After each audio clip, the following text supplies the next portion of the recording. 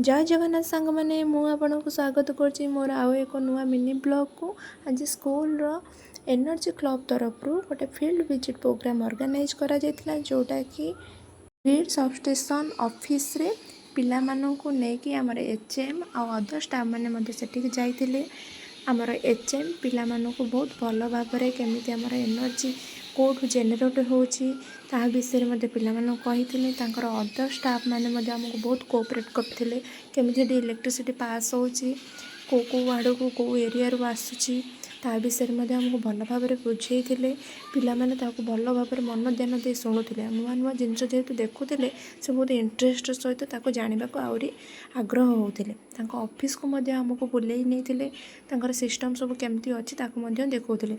Are officer जी थे ना से बहुत भल डिटेल्स पिला को बुझेले। पिला माने ये सब जानी बहुत खुशी होते। नुआ नुआ जिनस जेहेतु जानिले। आपण मानक जदि ये ब्लॉग टी भल लगुच लाइक शेयर सब